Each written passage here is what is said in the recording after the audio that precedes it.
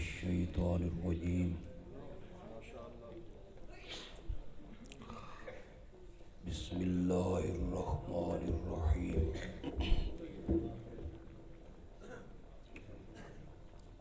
ان اللہ وملائکتہ یصلون علی النبی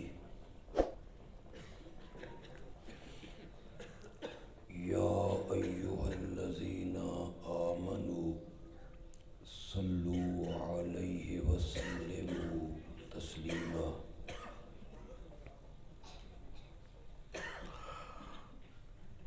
اللہم صل علی محمد وعلی آل محمد کما صلیت علی ابراہیم وعلی آل ابراہیم انک حمید مجید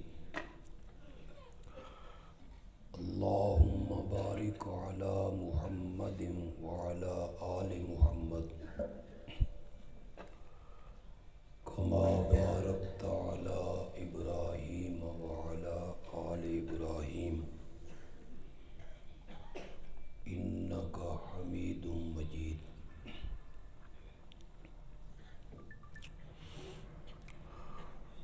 ہمارے عزیز مولانا ولی اللہ خان نے آج کے اس پروگرام کے لیے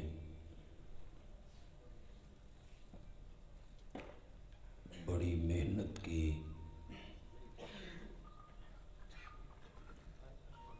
دعوتیں دیں،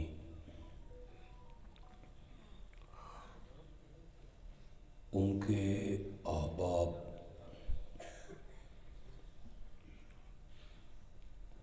ان کے شانہ بشانہ رہے۔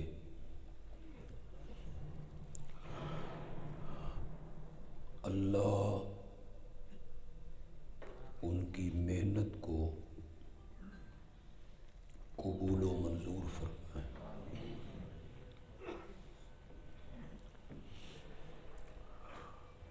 پروگرام کا عنوان ہے سیرت سیمینار۔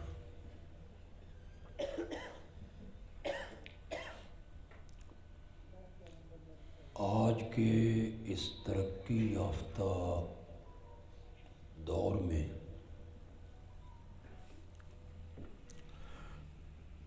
سیرت کی جتنی تشہیر ہوئی،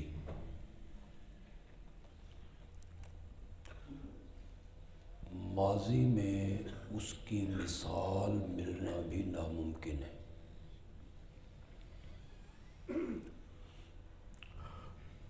بڑے بڑے جلسے ہوتے ہیں، کانفرنسیں ہوتی ہیں، سیمینار ہوتے ہیں،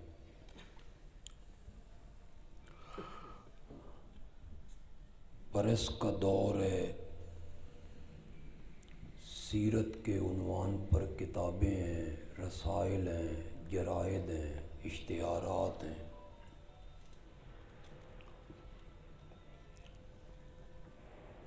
میڈیا کا دور ہے، فیس بک پہ، یوٹیوب پہ بڑے بڑے مذہبی اسکالر، علماء وہ سیرت کے عنوان پر گفتگو کرتے ہیں۔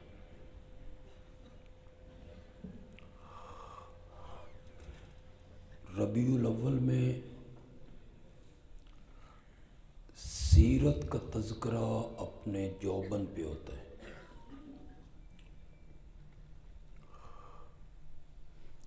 میرے آقا کی محبت میں میلوں لمبے جلوس نکلتے ہیں، لوگ نعرے لگاتے ہیں، لیکن ایک بات کی مجھے آج تک سمجھ نہیں آئی کہ جتنا سیرت کا تذکرہ زیادہ ہو رہا ہے، ہماری سیرتیں دن بدن اتنی خراب ہو رہی ہیں۔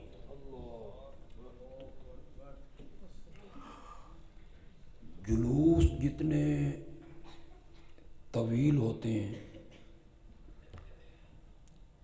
ہماری سیرتیں اتنی ہی مختصر ہو رہی ہیں۔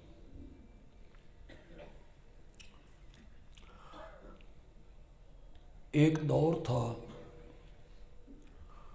جب یہ جلسے نہیں تھے،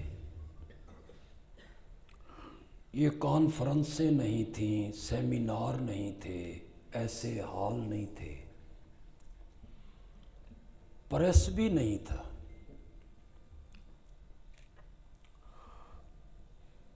ہمیں ایک شخصیت نظر آتی ہے، امام اعظم امام ابو حنیفہ رحمۃ اللہ علیہ، کپڑے کے تاجر ہیں، اپنے سیلز مین سے کہتے ہیں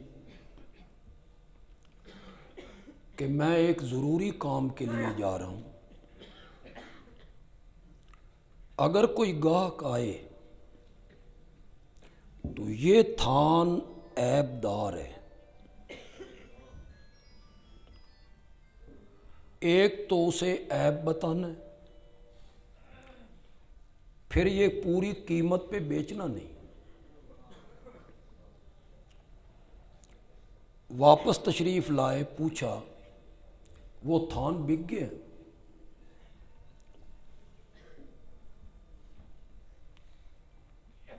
اس نے کہا جی تھان تو بک گیا ہے، لیکن مجھے عیب بتانا یاد نہیں رہا۔ کہاں کے لوگ تھے؟ کہ فلاں علاقے کے لوگ تھے۔ جس طرح کچھ پہلے سائیکل کرائے پہ ملا کرتے تھے، اس دور میں گھوڑے کرائے پہ ملتے تھے۔ کرائے پہ گھوڑا لیا، اس قافلے کا پیچھا کیا، انہیں روکا، تم ایک تھان خرید کے آئے۔ انہوں نے کہا ہم نے چوری نہیں کی، پیسے دے کے خریدا ہے۔ فرمایا یہ مجھے پتہ ہے، جتنے کا تم خرید کے لائے ہو وہ تھان اتنے کا نہیں تھا، میں تمہاری رقم واپس کرنے۔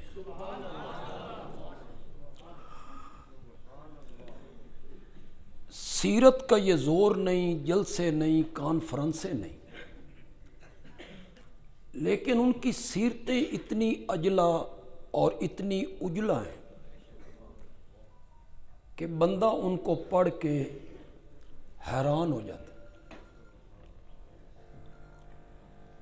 حضرت شاہ اسماعیل شہید رحمۃ اللہ علیہ، گھمسان کی جنگ ہو رہی ہے اور دوپہر کے ٹائم وہ ایک درخت کے نیچے لیٹ گئے آرام کرنے کے لیے، جسے قیلولہ کہتے ہیں۔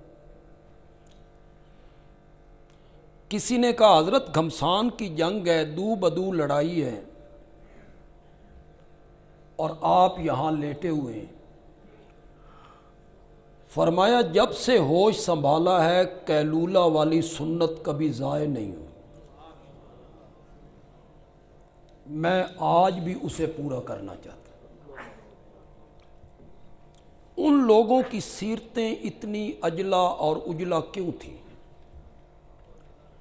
حضرت مجدد الفسانی رحمۃ اللہ علیہ سفر سے آئے، لیٹ گئے، لیٹنے کے بعد محسوس ہوا کہ میں سنت طریقے پہ نہیں لیٹا ہے کہ ہاتھ دائیں رخسار کے نیچے رکھ کر کعبے کی طرف منہ کر کے لیٹوں، تو جہاں لیٹے ہوئے ہیں وہیں کروٹ نہیں بدلی، اٹھے، تھوڑی سی چہل قدمی کی اور پھر آقا کی سنت کے مطابق لیٹے۔ بعض علماء نے لکھا ہے کہ دائیں ہاتھ سے کام کو شروع کرنا میرے آقا کی سنت ہے.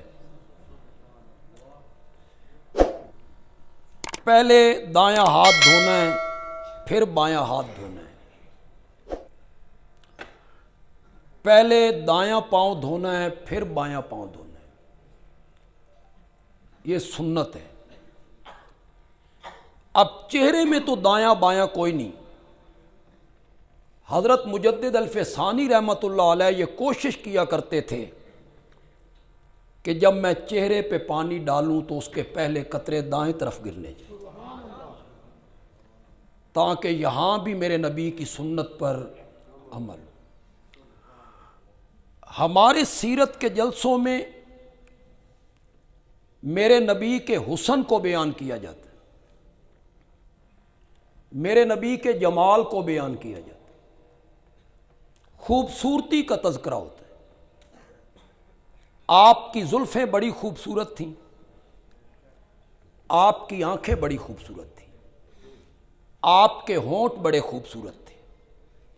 یہ سیرت کے جلسے میں تذکرہ ہوتا ہے، سیرت کے، اور لوگ خوش ہوتے ہیں. یہ میرے نبی کے حسن کو بیان کرنا یہ سیرت النبی نہیں ہے. عام میں جو پڑھے لکھے لوگ ہیں وہ میری بات کو غور سے سنیں. آپ کے حسن و جمال کو بیان کرنا اس کا نام سیرت النبی نہیں ہے. ورنہ آپ مجھے بتائیں، جب میرے نبی کو نبوت نہیں ملی تو نبوت کے ملنے سے پہلے خوبصورت نہیں تھے؟ پہلے حسین نہیں تھے؟ نبوت کے ملنے سے پہلے جمیل نہیں تھے؟ نبوت کے ملنے سے پہلے بھی تو زلفیں خوبصورت ہیں، آنکھیں بھی خوبصورت ہیں، ہونٹ بھی خوبصورت ہیں. یہ ساری باتیں تو موجود ہیں میرے نبی میں، یہ سارے اوصاف موجود ہیں، یہ سارے کمالات موجود ہیں.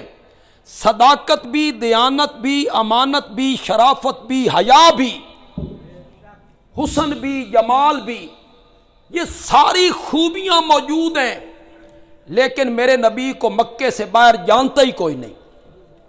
نہ جدے والے جانتے ہیں، نہ طائف والے جانتے ہیں، نہ شام والے جانتے ہیں، نہ حبشے والے جانتے ہیں کہ مکے میں کوئی آدمی ہے جس کا نام محمد ہے. کوئی بھی نہیں جانتا. حسن بھی موجود ہے، جمال بھی موجود ہے، خوبصورتی بھی موجود ہے، دیانت، امانت، صداقت، ساری خوبیاں، سارے کمال موجود ہیں. میرے نبی کو مکے سے باہر جانتا ہی کوئی نہیں. سیرت کے موضوع پر اس پیغام کو کیوں نظر انداز کیا جاتا ہے کہ 40 سال کے بعد جب اللہ نے میرے نبی کے سر پہ نبوت کا تاج رکھا اور میرے نبی نے نبوت کا پیغام سنایا تو پھر فرش تو فرش رہ گیا تھا، عرش پہ بھی میرے نبی کے نام کی دھومیں مچ گئی تھی. سیرت کے عنوان پر اس موضوع کی طرف کیوں نہیں آیا جاتا؟ حسن بیان کیا جاتا ہے، جمال بیان کیا جاتا ہے. میں حسن کا انکاری نہیں ہوں.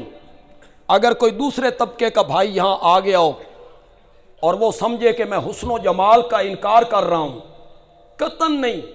میرا نبی صرف حسین نہیں ہے، میرا نبی حسینوں میں آسن ہے. میرا نبی حسینوں میں آسن ہے، میرا نبی جمیلوں میں اجمل ہے، میرا نبی سب سے بڑھ کے خوبصورت ہے.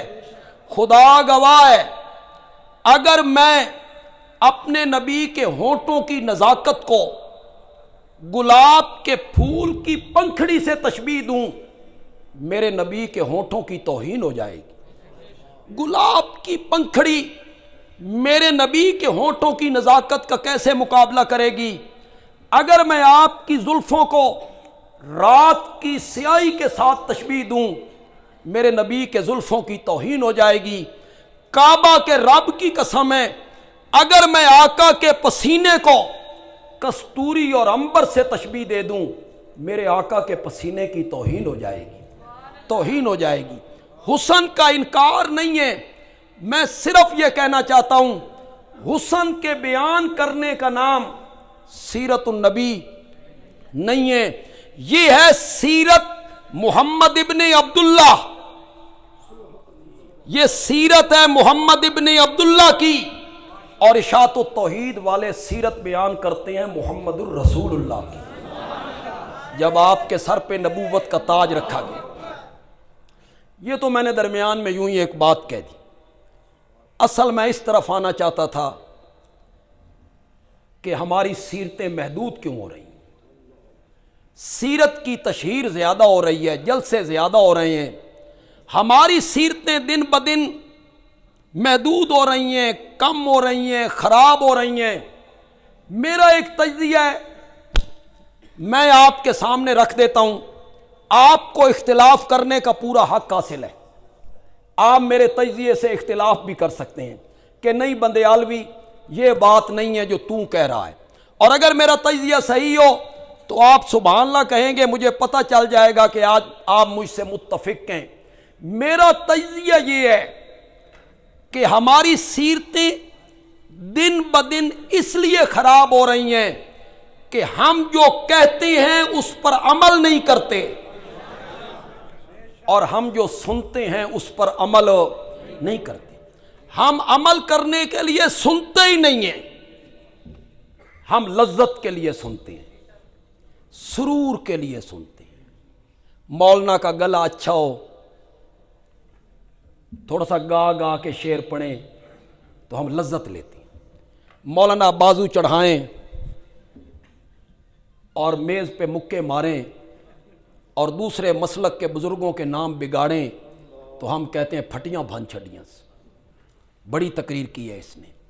عمل کی نیت ہماری ہوتی نہ بیان کرنے والے کی نہ سننے والے کی، یہ نیت نہیں ہوتی عمل کرنے کی۔ اور اگلی بات جو بندیالوی کہنے لگا ہے، اس پر ذرا غور کیجئے، میرے نبی کی سیرت کا سب سے نمایاں حصہ یہی ہے کہ میرا نبی جو کہتا تھا وہ کر کے دکھایا کرتا تھا۔ میرے نبی کی سیرت کا یہ سب سے نمایاں حصہ ہے، بلکہ میرا نبی کہتا کم تھا، کر کے زیادہ دکھاتا تھا۔ یہی حصہ ہے میرے نبی کی سیرت کا۔ امت کو کہا 5 وقت کی نماز پڑھو، خود میرے آقا نے کتنے وقت کی نمازیں پڑھ کے دکھا۔ وَمِنَ اللَّيْلِ فَتَہَجَّدْ بِهِ نَافِلَةً لَكَ عَسَىٰ أَن يَبْعَثَكَ رَبُّكَ مَقَامًا مَحْمُودًا۔ ترجمہ کرنے لگا ہوں، پسند آئے تو کہنا بندیالوی اچھا ترجمہ کر کے۔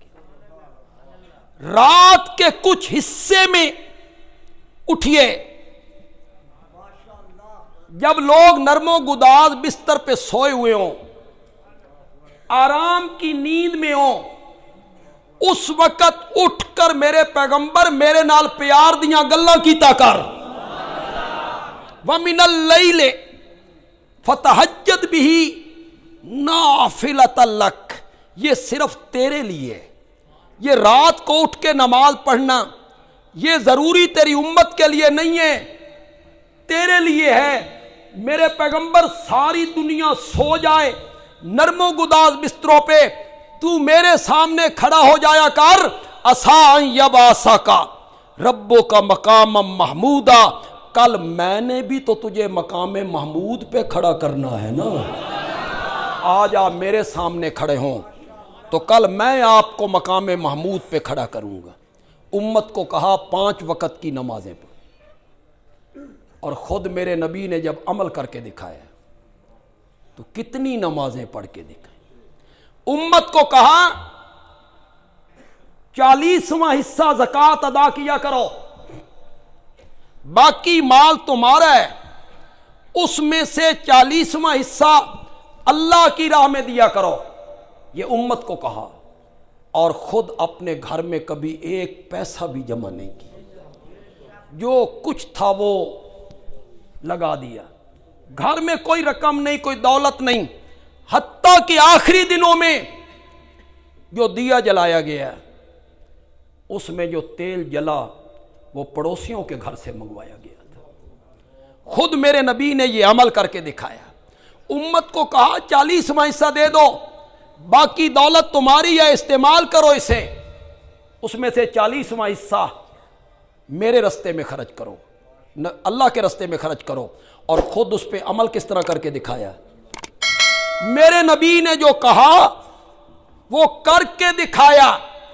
میرے نبی نے کہا دشمن کا مقابلہ ہو، پیٹھ نہیں دینی، بھاگنا نہیں، پیٹھ نہیں دینی۔ اور پھر غزوہ حنین میں جب مخالفین نے تیروں کی بارش کی، صحابہ کے پاؤں اکھڑے، صحابہ مگن تھے۔ ہماری تعداد 12,000 ہے، ان کی تعداد 4,000 ہے، کل ہم 313 تھے، 1000 کا منہ موڑ کے رکھ دیا تھا، آج تو ہم 12,000 ہیں، یہ 4,000 ہیں، گل ہی کوئی نہیں۔ اللہ کو یہ بات پسند نہ آئی، انہوں نے مجھ سے توکل ہٹا کے تعداد پہ توکل کر لی ہے کہ آج ہماری تعداد زیادہ ہے۔ ان کے تیر ترکش میں، تلواریں نیاموں میں مخالفین نے گھات لگا کے تیروں کی جو بارش کی، صحابہ کے پاؤں اکھڑ گئے۔ جس کا رخ جس طرف آیا وہ بھاگنے لگا۔ میرے نبی ایک سفید رنگ کے خچر پہ سوار تھے، میرے نبی نے خچر کا رخ اسی طرح موڑ دیا جس طرف سے تیر آ رہے تھے، اور میرے نبی نے کہا انا النبیو لا کذب انا ابن عبد المطلب، میں نبی ہوں، کوئی جھوٹا نہیں ہوں، میں عبد المطلب کا بیٹا ہوں، میں عبد المطلب کے خاندان میں سے ہوں۔ جو کہا میرے نبی نے کہ کفار کے مقابلے میں پیٹھ نہیں دکھانی، وقت آیا تو میرے نبی نے وہ کر کے دکھایا۔ جو امت کو کہا وہ کر کے دکھایا۔ امت کو کہا دشمنوں کو معاف کر دیا کرو، مخالفین سے درگزر کیا کرو۔ معافی، درگزر، اس کو اختیار کرو۔ یہ آسان نہیں ہے، آسان نہیں ہے۔ جو آپ کے ساتھ زیادتی کرے آپ اس کو معاف کریں، آسان ہے یہ کام؟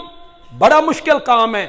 امت کو یہ سبق دیا، دشمن کو معاف کرو، مخالفین سے درگزر کرو۔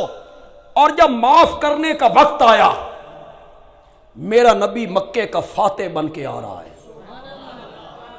ایک منٹ کے لیے تصور کرو، 8 سال پہلے اسی مکے سے چھپ کے نکلے تھے، 8 سال پہلے ان کے گھر کا محاصرہ ہو گیا تھا۔ ایک منٹ کے لیے تصور کرو، 8 سال پہلے ان میں بعض صحابہ کے بچے چھین لیے گئے، یہ چھپ چھپ کے نکلے، ان کے مکان، دکانیں، زمینیں سب لوٹ لی گئیں۔ 8 سال کے قلیل عرصہ کے بعد میرا نبی اسی مکے میں فاتح بن کے آ رہا ہے۔ ایک منٹ کے لیے تصور کیجئے، ایک منٹ کے لیے تصور کیجئے۔ آج جب ہمارے کینڈیڈیٹ الیکشن جیتتے ہیں، اسمبلی کا جیتے ہیں، اتنے کونسلر بھی جیت جائے تو وہ کدائی نہیں کھلوندا، وہ جیت جاتا ہے تو مخالفین کے کیمپ میں چلا جاتا ہے، وہاں فائرنگ کرتا ہے، مخالفین کے گھروں کے سامنے جا کے ناچنے لگتے ہیں۔ اسے یہ توفیق نہیں ہوتی کہ وہ اللہ کے گھر میں آئے، اللہ کے سامنے سر بسجود ہو، مولا تو نے عزت دی ہے، تو نے کامیابی دی ہے۔ اس کے ذہن میں یہ بات نہیں آتی کیا ہے کونسلری، کیا ہے الیکشن، میرا نبی مکے کا فاتح بن کے آ رہا ہے۔ اور آنے کا جو نقشہ ہے وہ بڑا عجیب ہے۔ 10,000 قدوسی میرے نبی کے ساتھ ہیں، 10,000 صحابہ آگے آگے جا رہے ہیں، مکے کا فاتح سب سے پیچھے جا رہا ہے۔ آگے چلنا تکبر کی علامت ہے، اور میرا نبی تکبر سے پاک ہے۔ آگے چلنا غرور کی علامت ہے، میرا نبی غرور سے پاک ہے۔ پیچھے آ رہے ہیں مشرکین اس پہاڑی پر، مشرکین اس پہاڑی پر۔ درمیان سے صحابہ جا رہے ہیں، ادھر سے وہ دیکھ رہے ہیں، ادھر سے وہ دیکھ رہے ہیں. سچی سچی گل کرو، یہ تسی اس وقت ہوندے، تسی کھلونا کوئی نہیں سی، تساں اتھے نہیں کھلوندے. تم تو نبی پاک کی حمایت میں جلوس نکالتے ہو تو قومی املاک کو جلانے لگتے ہو، قومی املاک کو نقصان پہنچانے لگتے ہو. تمہیں تو سمجھ ہی نہیں ہوتی کہ احتجاج کس طرح کرنا ہے یا خوشی کس طرح منانی ہے. وہاں میرا نبی مکے کا فاتح بن کے آ رہا ہے، مشرکین ادھر بھی کھڑے ہیں، مشرکین ادھر بھی کھڑے ہیں، صحابہ جا رہے ہیں. ایک انصاری نے جوش میں آ کے کہا الیوم یوم الملحمہ، آج بدلے کا دن ہے، آج ہم پچھلے سارے بدلے چکائیں گے. آج ہم بتائیں گے بلال کو تپتے ہوئے کولوں پہ کیسے لٹایا جاتا تھا. آج ہم بتائیں گے زنیرہ کی آنکھوں میں لوہے کی گرم سلاخیں کس طرح پھیری جاتی تھیں. آج ہم بتائیں گے ابو فقیہ کی پسلیاں کس طرح توڑی گئیں. آج ہم بتائیں گے نبی پاک کی بڑی بیٹی کو نیزے کس طرح مارے گئے. آج ہم بتائیں گے حمزہ کے جسم کے 12 ٹکڑے کس طرح کیے گئے. آج بدلے کا دن ہے. کسی نے میرے آقا کو جا کے بتایا، صحابی نعرہ لگا رہا ہے، آپ آئے، تم نے یہ نعرہ لگایا ہے، آج بدلے کا دن ہے. ہاں، وہ ایک قافلے کا سالار تھا، ایک دستے کا کیا تھا؟ سالار تھا. آپ نے فرمایا جھنڈا میرے حوالے کر، تو اس منصب کے لائق نہیں، تو نے یہ نعرہ کیوں لگایا؟ لیکن میرے نبی حکیم بھی تو ہے، حکمت کا بادشاہ بھی تو میرا نبی. میرے نبی کی حکمت ذرا دیکھی. باپ سے جھنڈا لیا، بیٹے کے ہاتھ میں دیا، تو باپ خوش ہوتا ہے کہ میرے بیٹے کو عزت ملی، میری خیر ہے. تو میرے نبی نے باپ سے لیا، بیٹے کے ہاتھ میں دیا. میرے آقا نے فرمایا کیا کہہ رہے تھے؟ الیوم یوم الملحمہ. یہ جو ملحمہ کی لام ہے نا، اسے را میں بدل دو، الیوم یوم المرحمہ. آج رحمت کا دن ہے کہ مکے میں رحمت للعالمین آیا. امت کو کہا دشمنوں کو معاف کر دیا کرو، درگزر سے کام لیا کرو. اور آج جب اقتدار میرے نبی کے پاس آیا، میرا نبی مکے کا فاتح بن گیا، تو بیت اللہ کے اندر گئے، نفل پڑے، باہر نکلے، دروازے کی دونوں چوکھٹوں پر ہاتھ رکھا، اور چوکھٹوں پہ ہاتھ رکھ کے آپ نے فرمایا مکے کے لوگوں بولو، میں تمہارے ساتھ کیا سلوک کروں؟ وہ کہنے لگے ایک کریم شخص جو سلوک کرتا ہے، سخی اور شریف آدمی، وہی سلوک کیجئے. آپ نے فرمایا میں چاہوں نا تو تمہارے معصوم بچوں کو نیزوں کی انیوں پہ اچھال دوں، اور آج میں چاہوں نا تمہاری عورتوں کو لونڈیاں بنا لوں. آج میں چاہوں نا تمہارے نوجوانوں کو غلام بنا لوں. میرے اختیار میں آج سب کچھ. 10,000 قدوسیوں کا لشکر ہے. کتنے؟ وہ جو اللہ نے کہا رب ادخلنی مدخل صدق واخرجنی، بولو تو صحیح ہے. کبھی نکل رہے ہیں، کبھی داخل ہو رہے ہیں. رب ادخلنی مدخل صدق واخرجنی مخرج صدق. جب نکل رہے تھے تو ساتھ ایک تھا، کون تھا؟ جب آ رہے ہیں تو ساتھ 10,000 ہیں. میرے نبی نے نکلنے اور داخل ہونے کو ایک ساتھ ذکر کر کے بتایا، ابو بکر 10,000 کے برابر ہے. رب ادخلنی مدخل صدق واخرجنی مخرج صدق. امت کو یہ کہا کہ درگزر سے کام لیا کرو، اور وہاں میرے نبی نے کہا اگر میں چاہوں تو تمہارے نوجوانوں کو غلام بنا لوں، عورتوں کو لونڈیاں بنا لوں. لیکن لا تثریب علیکم الیوم انتم الطلقاء، جاؤ میں نے تم سب کو معاف کر دیا ہے۔ میرے نبی نے سب کو معاف کر دی۔ اس میں اکرمہ ہے جس نے ایک آدمی کو زہر میں تلوار بجھا کے دے کے کہا تھا جاؤ محمد کو قتل کر دو، تیرے خاندان کی ساری ذمہ داری میرے پاس ہے۔ وہ بھاگ گیا تو اس کی اہلیہ آئی، ابو جہل کی بہو، ایک منٹ کے لیے تصور تو کرو، ابو جہل کی بہو آ گئی، اس نے کہا میں امان لینے آئی ہوں اپنے خامند کی۔ فرمایا کتنی امان لینا چاہتی ہو؟ کہنے لگی 1 مہینے کی۔ فرمایا جاؤ میں نے تمہیں 2 مہینے کی امان دے دی ہے۔ مکے میں عورت ضامن نہیں بن سکتی تھی، مکے میں عورت کی زبان قبول نہیں ہوتی تھی۔ کہنے لگی اگر میں خامند کو جا کے بتاؤں گی وہ مانے گا نہیں مانے گا، کوئی نشانی دو۔ میرے نبی نے کاندھے سے اپنی چادر اٹھائی، ابو جہل کی بہو کے حوالے کیا، جاؤ اپنے خامند کو یہ نشانی جا کے دکھاؤ۔ میرے نبی نے ایک ایک کو معاف کیا۔ میرے نبی نے واشی کو بھی معاف کیا جس نے حضرت حمزہ کو قتل کیا تھا، اسے بھی کیا کر دیا؟ معاف۔ اتنا کہا میرے سامنے نہ آیا، میری پیٹھ پیچھے بیٹھا کرو، میری پیٹھ پیچھے بیٹھا کرو۔ میرے نبی نے واشی کو بھی معاف کر دی، تمام دشمنوں کو میرے نبی نے معاف کر دی۔ امت کو کہا درگزر سے کام لیا کرو،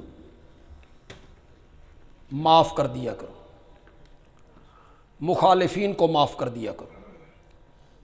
پھر وقت آیا تو میرے نبی نے اس پر عمل کر کے دکھایا۔ اگر آپ میری طرف توجہ کریں تو میں آخر میں ایک بات کہنا چاہتا ہوں، سنیں گے؟ پچھلے دنوں ایک جماعت کے لیڈر نے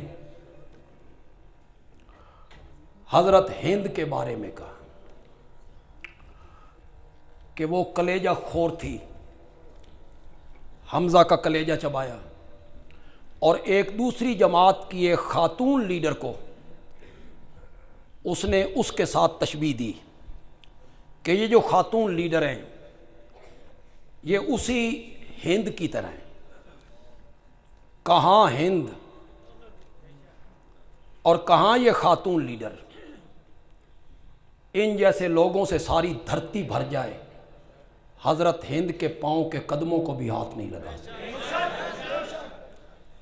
جو آپ میں پڑھے لکھے لوگ ہیں، ایک ہوتا ہے بٹ دماغ، جو سنا یہاں لکھ لیا بس اس کے خلاف نہیں سننا۔ ایک ہوتے ہیں تحقیقی دماغ کے لوگ، بندیالوی بات کرنے لگا ہے اس پر تحقیق کیجیے، پرکھی، میری بات آنکھیں بند کر کے نہ مانی، پرکھی۔ کلیجہ کسی کو قتل کرنا زیادہ جرم ہے یا اس کا سینہ چیر دینا، مسلح کر دینا، دل نکال لینا، کلیجہ نکال لینا، آنکھیں نکال لینا، کان کاٹ دینا؟ کون سا جرم زیادہ ہے؟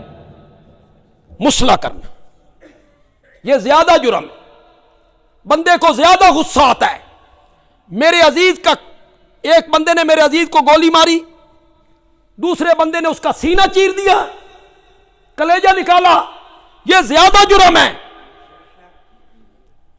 میرے نبی نے اٹھاؤ بخاری، واشی آیا جس نے قتل کیا تھا، میرے نبی نے فرمایا توبہ قبول ہے، معافی قبول ہے، میرے سامنے نہ آیا کر، میرے پیٹھ پیچھے آیا کر۔ اور جب ہند آئی تو میرے نبی نے فرمایا مرحبا۔ کیوں میرے نبی نے یہ فرق کیا؟ کیوں میرے نبی نے یہ فرق کیا؟ ایک نے قتل کیا، اسے کہتی ہیں میرے سامنے نہ آیا کرو، دوسرے نے کلیجہ چبایا، اسے کہتے ہیں مرحبا، خوش آمدید۔ معلوم ہوتا ہے اگر یہ کلیجہ چبانے والی بات صحیح ہوتی تو میرا نبی دونوں کے ساتھ یکساں سلوک کرتا۔ اسے بھی کہتے تو میرے سامنے نہ آیا کر. لیکن جب ہند نے اسلام قبول کیا، میں بخاری سے پڑھ رہا ہوں، علماء کرام کوئی تاریخ کی کتاب نہیں ہے، کوئی سیرت کی کتاب سے نہیں پڑھ رہا ہوں، بخاری سے پڑھ رہا ہوں. جب ہند نے ایمان قبول کر لیا، شرائط آپ نے سنا دی، تو ہند نے ایک جملہ کہا، کہتی ہے کعبہ کے رب کی قسم ہے، اس دھرتی پر کوئی خیمہ، کوئی گھر اور گھر والے میری نگاہوں میں اتنے مبغوض نہیں تھے جتنا آپ کا گھرانہ تھا. آپ کے گھرانے کے لوگ تھے، میں عداوت رکھتی تھی، بغض رکھتی تھی آپ کے گھرانے سے، آپ کے گھر والوں سے. اور آج مجھے کعبہ کے رب کی قسم ہے، کوئی گھرانہ اور گھرانے والے مجھے اتنے محبوب نہیں ہیں جتنا تیرا گھرانہ محبوب ہے. اٹھاؤ بخاری، اٹھاؤ بخاری، یہ میرے نبی کی ساس ہے، یہ حضرت سیدنا معاویہ کی والدہ محترمہ ہیں. کوئی گھرانہ، گھر اور گھر کے لوگ مجھے اتنے محبوب نہیں جتنا آپ کا گھرانہ اور گھر کے لوگ محبوب ہیں. اس کے جواب میں میرے نبی نے کیا کہا سناؤں؟ تھوڑا سا طلب تو کرو، پھر سناؤں آپ کو. یہ سن کر میرے نبی نے کہا وَأَيْضًا وَالَّذِي نَفْسُ مُحَمَّدٍ بِيَدِهِ، اس ذات کی قسم ہے جس کے قبضے میں محمد کی جان ہے، میرا خیال بھی تیرے گھرانے کے بارے میں یہی. یا یہ اٹھائیے بخاری. میں جانتا ہوں محدثین نے اس کا ایک اور معنی بھی کی ہے، لیکن وہ معنی بھی حضرت ہند کے حق میں جاتا ہے. آپ کا گھرانہ سب سے زیادہ محبوب ہے، آپ کا گھر سب سے زیادہ محبوب ہے. میرے نبی نے فرمایا وَأَيْضًا وَالَّذِي نَفْسِي بِيَدِهِ، جس رب کے ہاتھ میں میری جان ہے، اللہ اس تیری محبت میں اور اضافہ کرے. یہ محدثین نے دوسرا معنی کی، اللہ اس محبت میں اور اضافہ کرے. میں نے آج کی تقریر میں جو میں نے باتیں کی، بڑی سادہ انداز میں میں نے باتیں کی کہ میرے نبی کی سیرت کا سب سے اہم پہلو کیا ہے کہ میرے نبی جو کہتے تھے وہ کر کے دکھاتے تھے، بلکہ کہتے کم تھے، کر کے زیادہ دکھاتے تھے. جو میرے نبی نے حکم دیا، کہا، میرے نبی نے وہ کر کے دکھایا. میں آخر میں پھر ایک مرتبہ یہاں کے علماء کو، خاص کر کے مولانا ولی اللہ خان کو، مولانا مفتی انعام اللہ کو، مولانا مفتی نعیم الرحمان کو، ان کی ٹیم کو مبارکباد دوں گا کہ انہوں نے محنت کی. اللہ ان کی محنت کو قبول و منظور فرمائے. وما علینا